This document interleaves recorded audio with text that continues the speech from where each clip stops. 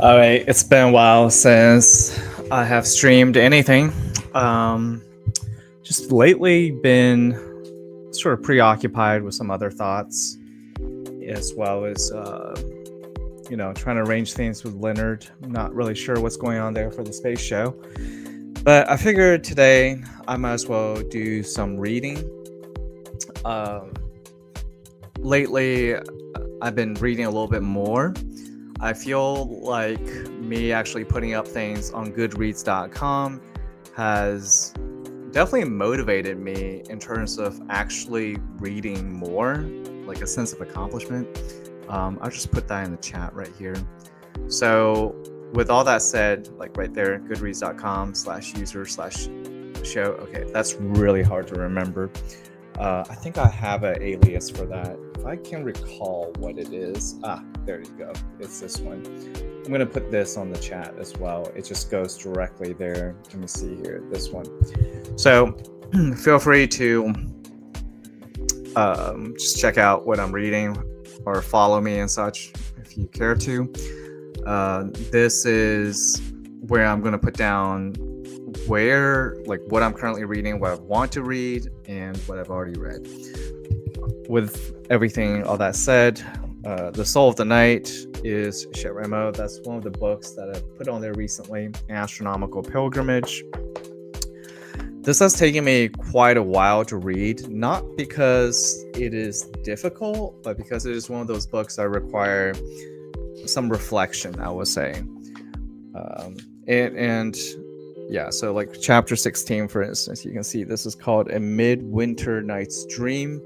We are, if you're watching this live, today is actually November 16th, this is chapter 16. Not saying that's coincidental, but all I'm going to say is that we are approaching winter. Although here in Houston, it still seems like summertime. Today's temperature, I think, was exceedingly... I wouldn't call it exceedingly hot, but it was hot enough. That's how I felt. And so it's not quite what this person, Chet Remo, is describing as, but we'll see.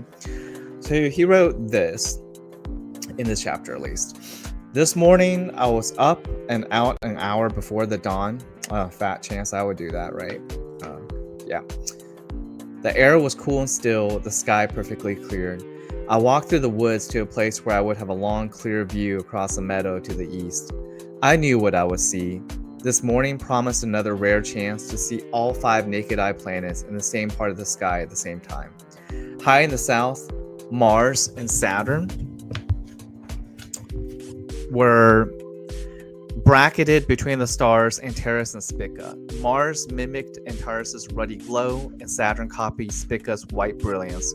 Above the trees of the far side of the meadow, Venus and Jupiter were in conjunction. Venus and Jupiter are the 2 brightest star-like objects in the sky. To see them so close together would have been reason enough to wake early and come to that silent space. I knew from my ephemeris that Neptune and Uranus were also in the sky near the place of conjunction of the 2 bright planets, but only a telescope will reveal them, and I had come to the meadow without an instrument. Pluto, too, was somewhere nearby, but I would have had scant chance of seeing it even with a scope. Between Mars and Saturn on the one hand, and Venus and Jupiter on the other, was a crescent moon, slipping, even as I watched, closer to the sun. Now I waited and studied the sky near the place on the horizon where the sun would rise.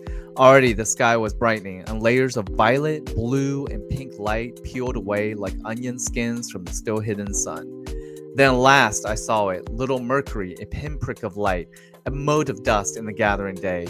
5 planets strung like bees on the string of the ecliptic. 5 planets and the moon. 5 planets, the moon, and 2 brilliant stars arrayed along the zodiac.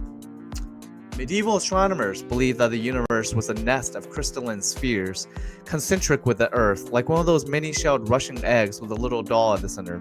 This morning, it was easy to imagine the shells of that glittering cosmic egg, layer upon layer receding from the Earth. First, the sphere of the moon, turning perceptibly eastward even as I watched. Then the sphere of Mercury wobbling back and forth to the tune of the sun. Then Venus, the Sun, Mars, and Jupiter in ascending order heavenward. Each sphere rolled around and around by its own special angelic choir.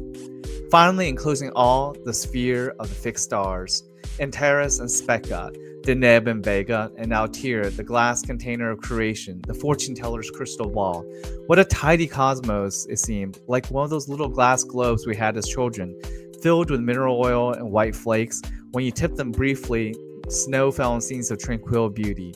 A white-spired church, children making snowmen, a tiny Bethlehem. It's pretty beautiful, isn't it? This kind of descriptor. But anyhow, that was the first page from this chapter. I like it, just relating all that.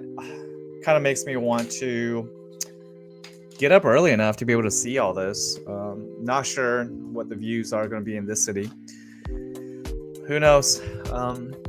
There's more that's to be read, but this is not meant to be a long stream. This is just a little one. All right, to sate the appetite, I suppose. All right, we'll end it for now. So let me know your thoughts on this book if you're watching, or if you watch it later than now.